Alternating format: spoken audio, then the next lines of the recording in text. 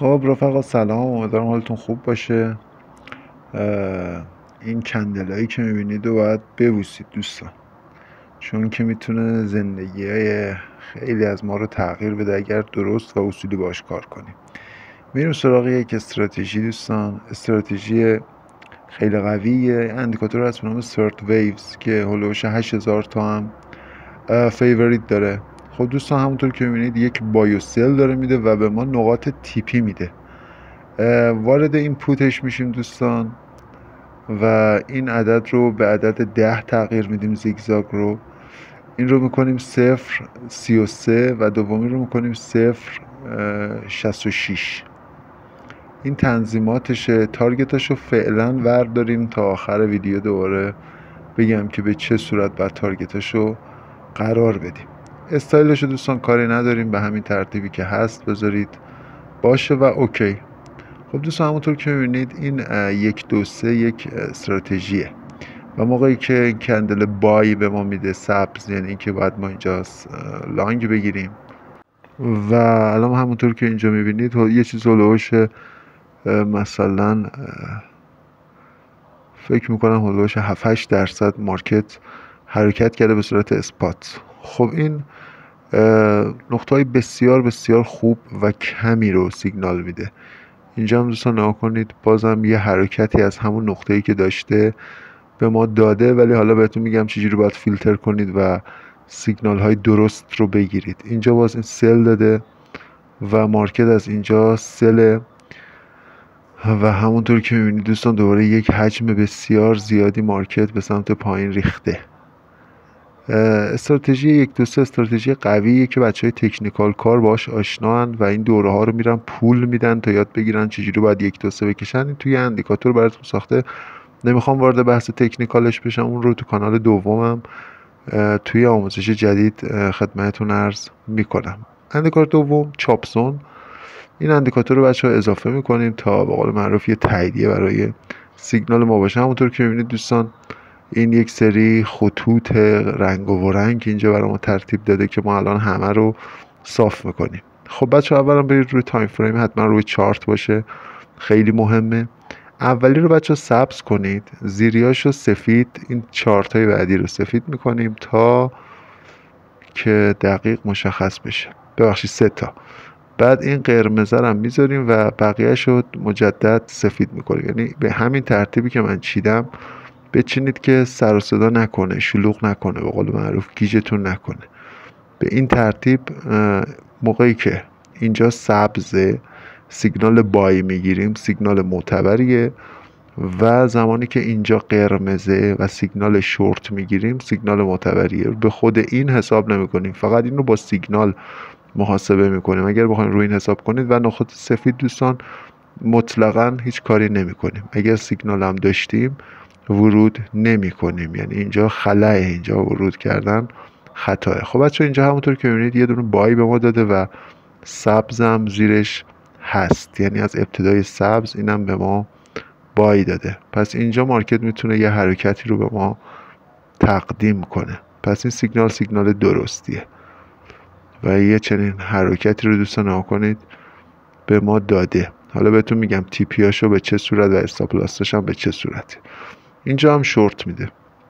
شورت ما مچه با خط قرمز پایین، خیلی راحت. این دوتا رو ما فقط کافیه با هم مچ کنیم، همین، کار دیگه نمی کنیم. پس این سیگنال کاملا درستیه و یه چنین چیزی رو دوستان به ما شورت داده. خب روی تایم فریم 1 ساعته بیت کوین بچه ها داریم بک تست میگیریم. من الان فقط به صورت اسپات یه دونه همون چیزایی که میده با همین دوتا رو براتون یه بک تست میگیرم، تمام سیگنال هایی که داده. یه سری هم مثلا یه کامنت هایی میزنن اصلا آدم تعجب میکنه واقعا. طرف کامنت گذاشته چرا فقط سیگنال هایی که درست بوده رو گرفتی؟ خب نه، پس سیگنال های اشتباه رو بگیرم.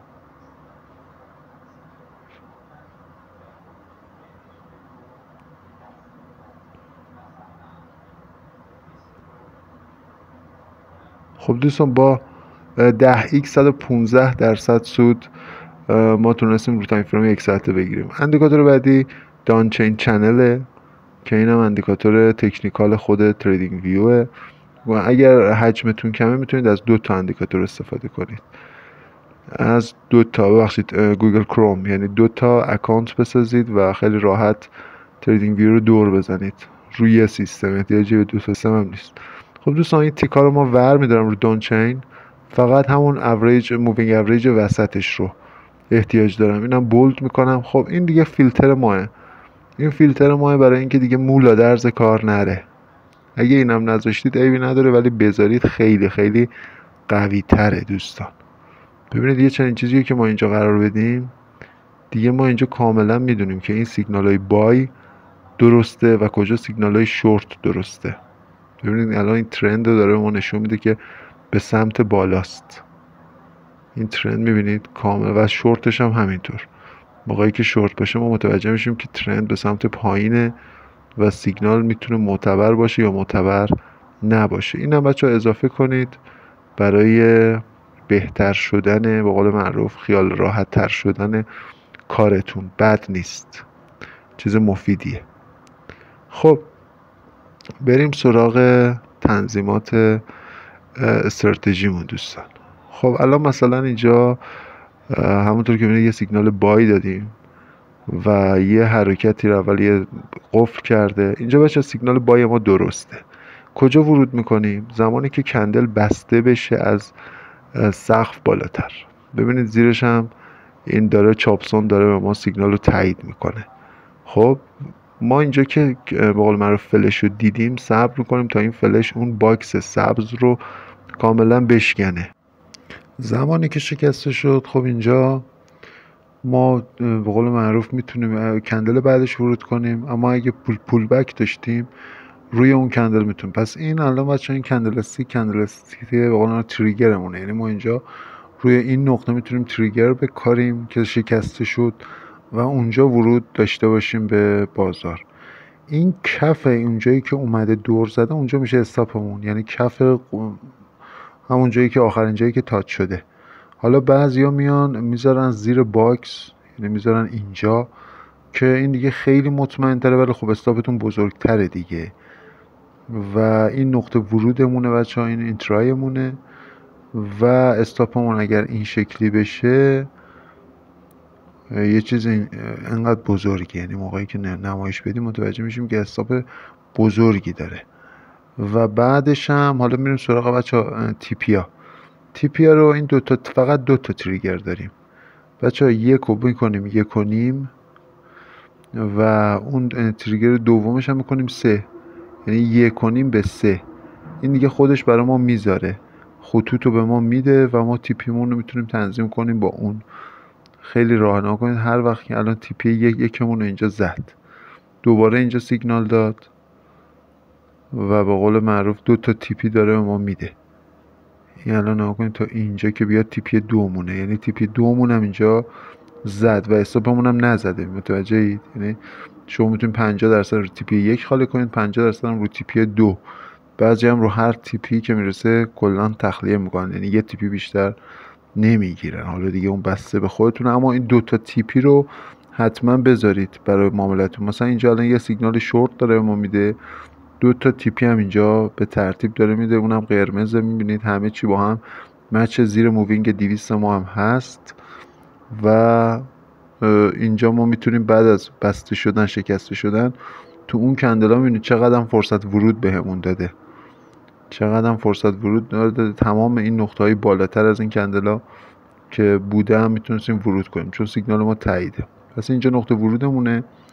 این پشت باکس هم استلمونه و میریم برای 2 مرحله تیپی. بچه اینا رو بک تست کنید. بعضی کامنت میذارن اصلا انگار مثلا آقا این تو بازار رو ورشی مثلا فیلتر کرده. خب تو اصلا به من چیکار داری؟ تو خودت برو بشین 30 بار، اگه دیدی نمیشه که خب نمیشه دیگه، برو یه استراتژی میفهمی. من آدمی هستم که اشتباه گفتم. این دیگه اصلا این چیزا چیه؟ مثلا بازار رو فیلتر کردیم، مثلا ما فکر کنم مثلا ما کی این الان 2 تا تیپیشو زد، حالا بیا کامنت کن بگو آقا نزد، یا تو رفتی یه جایی ورشی که زده. خب خیلی وقتا هم نمیزنه. ما که همیشه میگیم که. خب الان یه بک تست میریم دوستان، اگه گیر ندم بهمون با 10x بچه ها.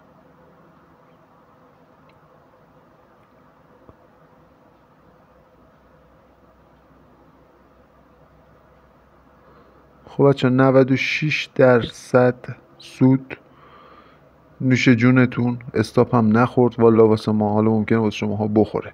رو تایم فریم 1 ساعته زدیم. بچه ویدیو رو حتما لایک کنید لطفا، سابسکرایب کنید، زنگوله رو هم بزنید که اطلاع پیدا کنید.